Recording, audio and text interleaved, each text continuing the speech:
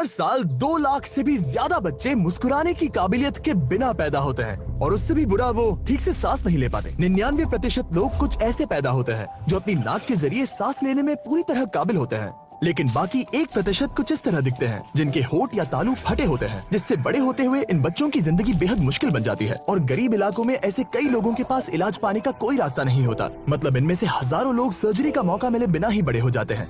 और लेकिन एक ऐसी ऑर्गेनाइजेशन है जो पूरी दुनिया में अलग अलग कम्युनिटीज में बड़ा बदलाव ला रही है। ये है कैथी। 40 साल पहले मुझे और मेरे पति को फिलीपींस जाने के लिए कहा गया। हम एक के बाद एक कई इलाकों में गए और हमने देखा कि ऐसे 300 बच्चे हैं जिनके होंठ या तालू फटे हुए हैं। समझ नहीं आ रहा था क्या करें। कहा जो कर सकते हैं वो करते हैं और हम बस 40 का इलाज कर पाए और बाकियों को वापस भेजना पड़ा। फिर हमने खुद से कहा ओके, हमें वापस जाना ही होगा। और यही शुरुआत थी ऑपरेशन स्माइल की। और 40 सालों में इन्होंने लगभग 4 लाख सर्जरीज में सफलता पाई है और वो पेशेंट्स पूरी दुनिया में 36 अलग अलग देशों से थे। लेकिन यहाँ मेक्सिको में क्लेफ्ट केसेस की संख्या तेजी से बढ़ रही है और अकेले इसे संभालना बहुत मुश्किल हो रहा है। उन्हें सच में हमारी मदद की जरूरत है। तो डैरेन और डैन प्लेन से प्लेबला मेक्सिको पहुँच गए। डैन को इस शानदार शहर को ऊपर से देखने का अनोखा मौका मिला। उसे सुबह कैथीड्रल बेल को रिंग करने के लिए बुलाया गया था। उनका स्वागत किया मरीसियो ने।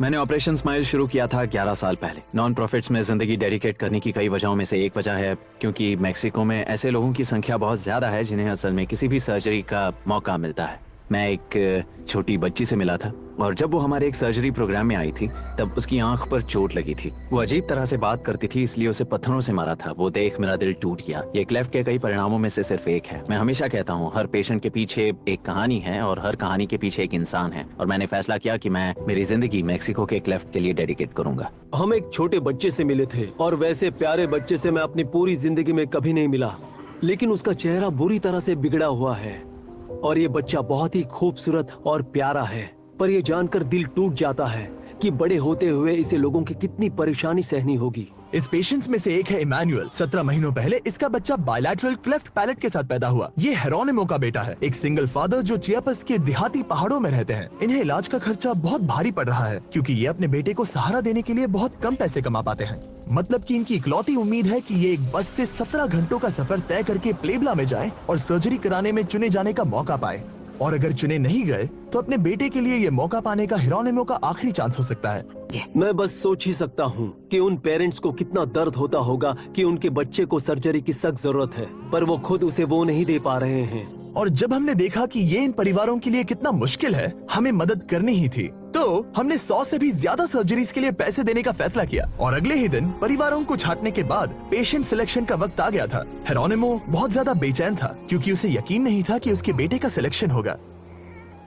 आज मेरे लिए बहुत ही इमोशनल दिन है। मेरे पीछे हैं वो सभी पेशेंट्स और हम सर्जरी की अनाउंसमेंट करने वाले हैं। अभी उन्हें बताया जाने वाला है कि उनकी जिंदगी बदलने वाली है या नहीं।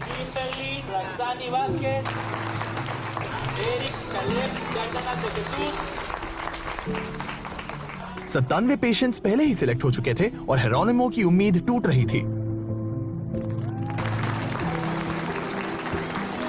और अब 99 नंबर के पेशेंट का वक्त था।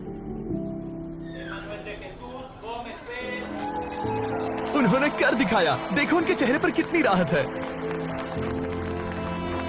जब ये पेरेंट्स अपने बच्चों को इस क्लिनिक में लाते हैं तब उनके चेहरे पर की उम्मीद को देखना, जिस इलाज की उन्हें जरूरत है वो आखिरकार उन्हें मिलने वाला है, वो बात जानना, ये सच में दिल पिघला देने वाला एक अनुभव है। इमैनुअल की सर्जरी को पूरा दिन लग जाएगा तो डॉक्टर के ऑपरेशन करने तक डैन और डैरेन शहर घूमने निकल गए। हम पार्क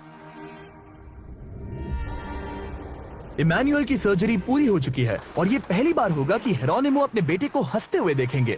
सर्जिकल प्रोग्राम का मेरा सबसे फेवरेट पल है जब सर्जरी के बाद बच्चा बाहर आता है, क्योंकि सर्जरी के साथ पेरेंट्स अपने बच्चे को पहली बार देखते हैं। वो बस बहुत ही इमोशनल पल होता है क्योंकि हम एक जिंदगी बदलते हैं, सिर्फ उस पेशेंट की ही नहीं बल्कि उस परिवार और समाज की भी। हमारे पेशेंट्स को एक नॉर्मल जिंदगी जीने का असल में एक मौका मिलता है। क्लेफ्ट ठीक होना मतलब इन सभी बच्चों को बड़े होते हुए सताए जाने की फिक्र नहीं करनी होगी। और इन हैरत अंगेज सर्जरीज के साथ ही ऑपरेशन स्माइल उनके सभी पेशेंट्स को मुफ्त स्पीच और वोकल थेरेपी भी देते हैं। इसका मतलब वो बिना अटके बोलना सीखेंगे।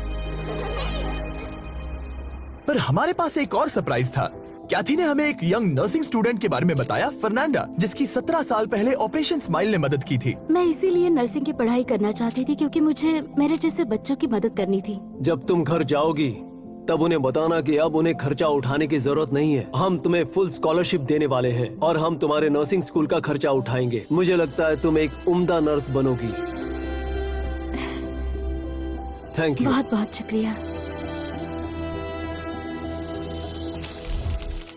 डैन, जरा इधर आओ। हाँ, इस आदमी को देखो। अगर सब्सक्राइब नहीं करोगे तो ये अभी यहाँ पर रो पड़ेगा। वो सब्सक्राइब करेंगे तो जरूरत नहीं। ठीक है। हाँ, ऐसे ही खत्म कर दो।